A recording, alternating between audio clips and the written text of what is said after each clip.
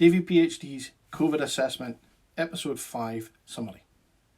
The previous 4 episodes can be accessed on the Facebook page or YouTube channel. They cover the individual failings of the UK government's Covid-19 response. So if this is the first COVID video you've seen, it may not make sense to you, and you'd be better off starting at the beginning. For those who have watched them all, I'll continue.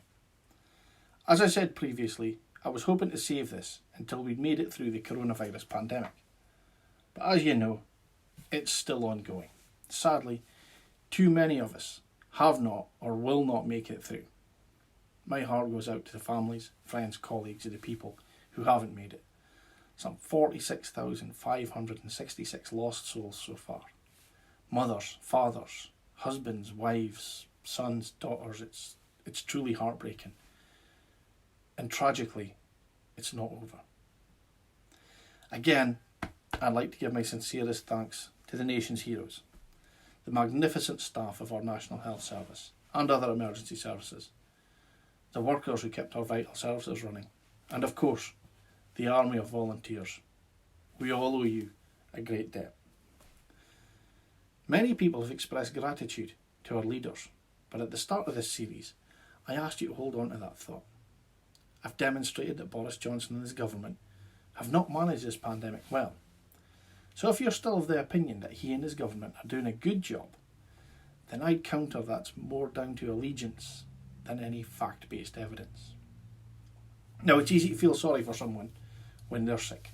And as we all know, Boris Johnson had a short stay in hospital affected by Covid-19. Generally, nothing would give me greater pleasure than seeing him fail politically. And despite his initial recklessness, visiting hospitals, shaking hands and all that, I took no pleasure at all in the irony that he caught Covid-19.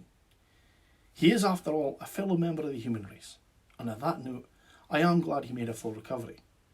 It has long been my opinion that he's a weapons-grade wanker, but he's also a father, an ex-husband, a fiancé, a son, a brother, a friend to many. And whilst there are many with more extreme views who wish him ill, I did not. I had, however, hoped that as he lay in an intensive care bed, courtesy of the health service that he and his party had done so much to destroy, that he would realise the value of an NHS free at the point of need, and would reflect on his alleged plan to sell off large parts of it.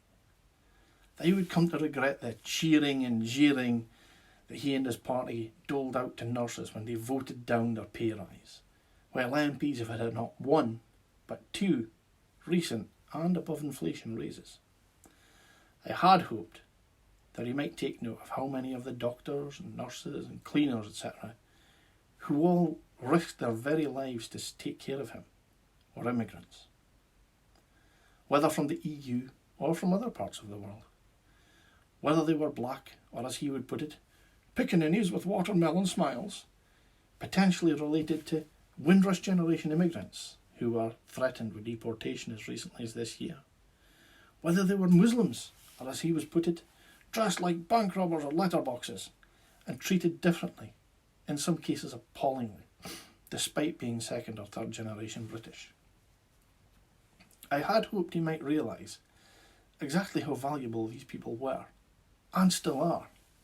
I had hoped that he'd think about the things he'd said in the past and how he and his colleagues had treated them in the past. I had hoped that, having felt their caring touch, that once he was well again and the crisis was almost over, that he would reciprocate.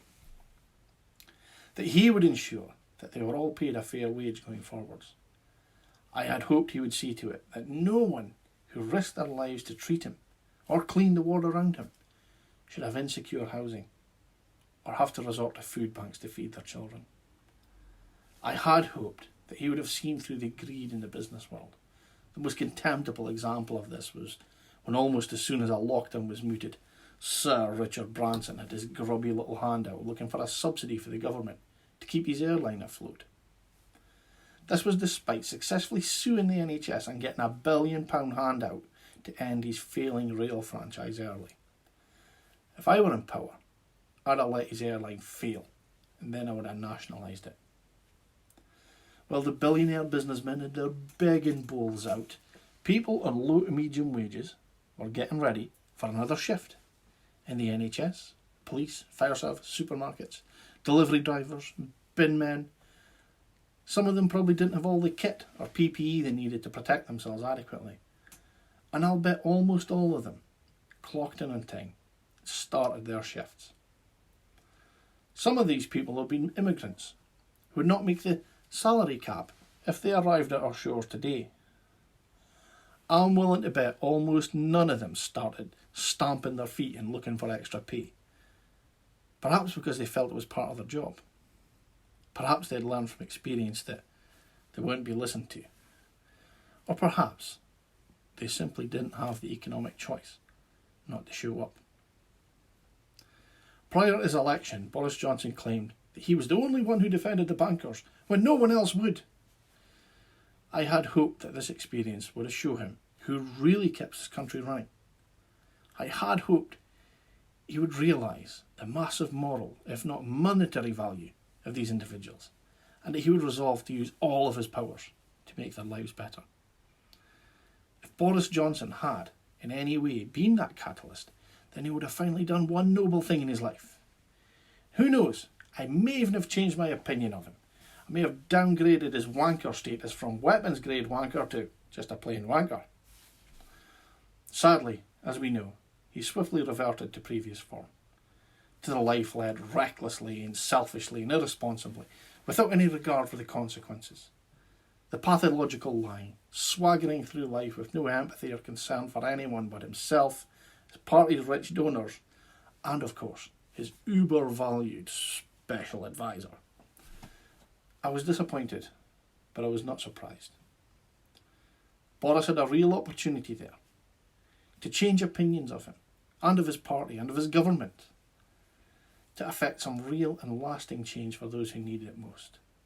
But he squandered it, just like the time he squandered when he should have been preparing for the arrival of Covid-19.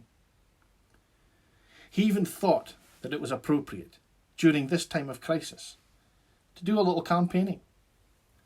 And that, for me, truly is the measure of the man, more concerned about clinging to power than the lives of you and me.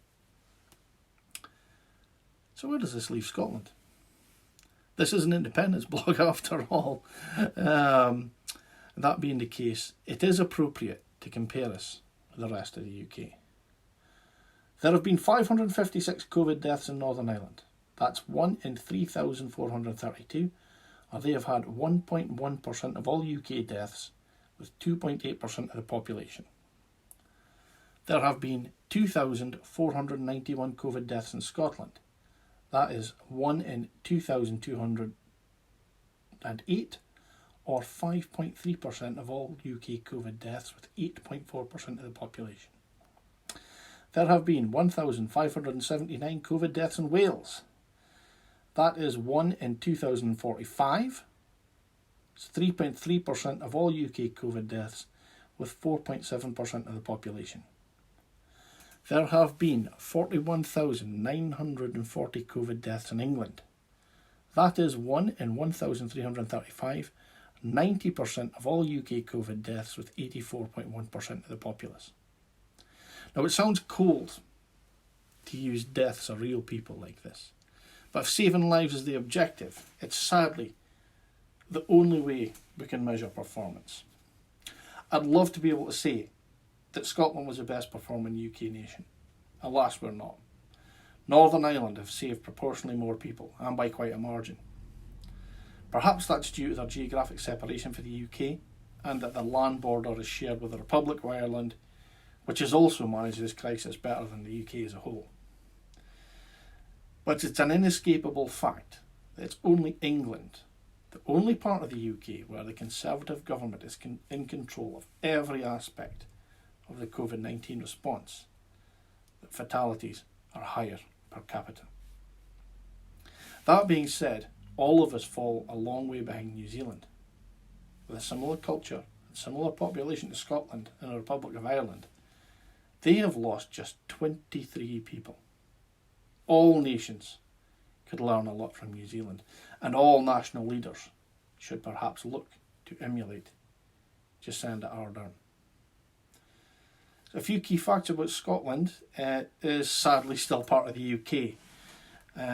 As such, our response had to largely mirror the UK response, as we don't control immigration, international affairs, or anything like that. Where we've been able to be different, it has been beneficial. Within 2 weeks, Scotland opened 50 Covid-19 screening centres. We are generally leading the UK into lockdowns for schools and other premises. Scotland became self-sufficient in PPE production in mid-May. And to date, fatalities are lower per capita in Scotland than England in all settings. An independent Scotland could, and probably would, have followed the World Health Organisation advice, and New Zealand's fine example. But being shackled to the sinking ship Britannia since 2014 has already cost this nation so much in money and opportunities, and part of being something larger. Now it's costing us lives. To summarise, saying positive things is great, but it needs positive action to back it up. The previous videos, in my opinion, demonstrate unforgivable missteps taken by those who are supposed to be our leaders in the UK government. They were trying to plan in a reactive rather than proactive manner, still strategising once the outbreak had started, not ensuring a stockpile of equipment had at least been ordered. 2 months were lost, seemingly pretending everything was going to be okay. Boris's personal recklessness has endangered his fiancée, their unborn child, his cabinet colleagues, and anyone else he came into contact with between his hospital visit and his self-isolation. It also could have decapitated his government if he hadn't recovered. The UK government he leads has bungled various supply deals of vital equipment desperately needed to save our lives. But it does seem that in this moment of crisis, they did manage to at least maintain their obligations to their corporate donors like Dyson and Serco and their friends. Like Baroness Dido Harding, the wife of a Tory MP, who so far has wasted £12.3 million of your money on the track and trace application, and, with the Prime Minister's approval, continues to pour money into Serco's coffers for poor, substandard contact tracing services. Or like Andrew Mills, advisor to Amber Rudd and director of Prosper Mill, who facilitated a deal with Ianda Capital to supply £252 million worth of PPE, £156 million worth of which wasn't up to standard. Yep, Boris and Co have maintained their obligations to people and organisations like this by ensuring that UK government contracts were awarded to them, whatever their ability to actually deliver said service, and whatever the non-monetary cost of that may be. But they have abandoned their obligation to us to get us safely through this crisis. Any COVID-19 death is one too many, but New Zealand has demonstrated that a comparatively positive outcome was possible if the situation was managed correctly. An independent Scotland could have been similar in many respects to New Zealand, could have followed the same or a similar script. Unfortunately for us, as part of the UK, not empowered to close borders, including our own internal ones, or airports, or anything like that, we had to largely go along with the ill-advised, poorly prepared UK plan. In the midst of the greatest crisis most of us have ever known in our lifetimes, we were in more need than ever of effective leadership to bring us together, to resolve uncertainty, and to help guide us out of this pandemic. The Prime Minister and his government have not done well. The UK has one of the highest death rates in the world, and as the carnage has increased, so Boris Johnson's standing has decreased.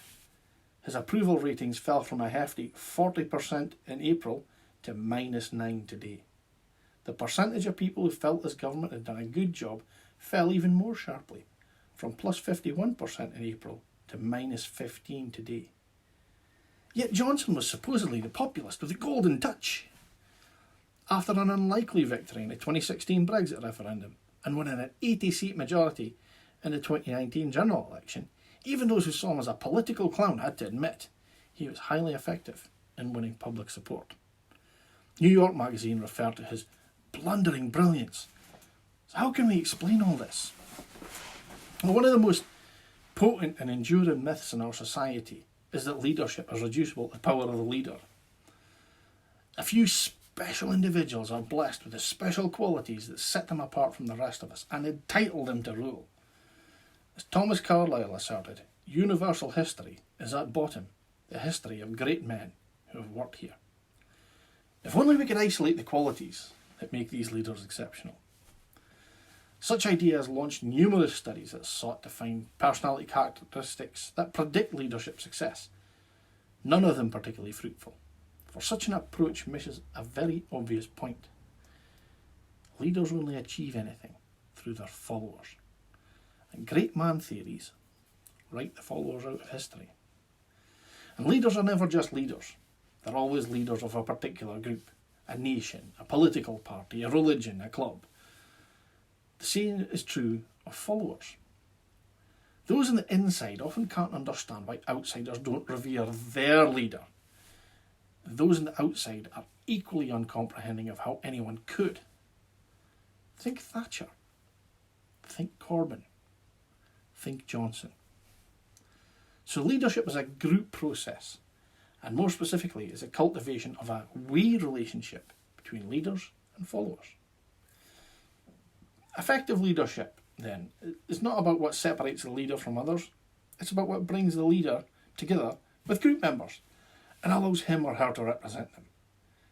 An effective leader is one who's seen to be one of us, to work for us, and to achieve the things we value.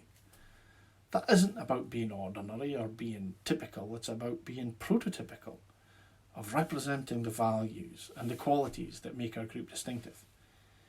In addition, effective leaders are not passive. They actively craft the group narrative and their own personal narrative to make the two mesh. They are skilled entrepreneurs of identity. Hence, no given set of qualities will guarantee effective leadership, for these will change according to the identity of the group. Now, Johnson's rise was as a populist, harnessing the resentment of those who are experiencing a sense of decline and being voiceless and being ignored. He successfully created a divisive narrative whereby the people are being abandoned by the liberal elites.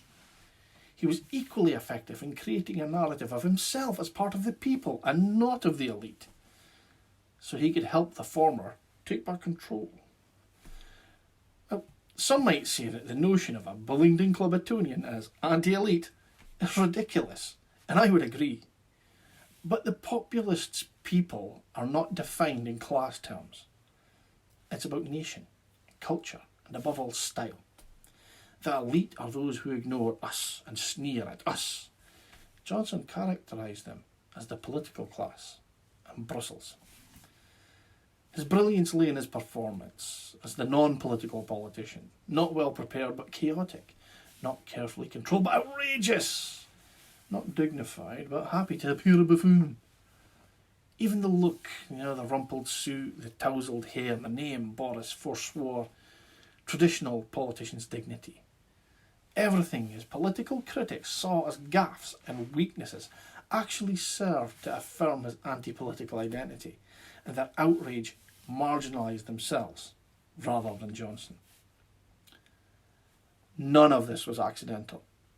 Johnson's apparently dishevelled, disorganised, improvised buffoonery was in fact very carefully rehearsed.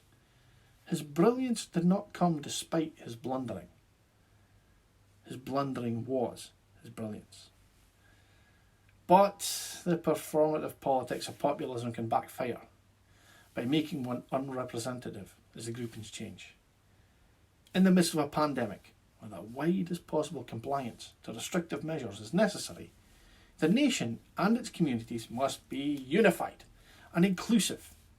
The inherently divisive categories of populism are no longer tenable. Moreover, we need competent governance to get us through, rather than insurgent incompetence just to get our votes.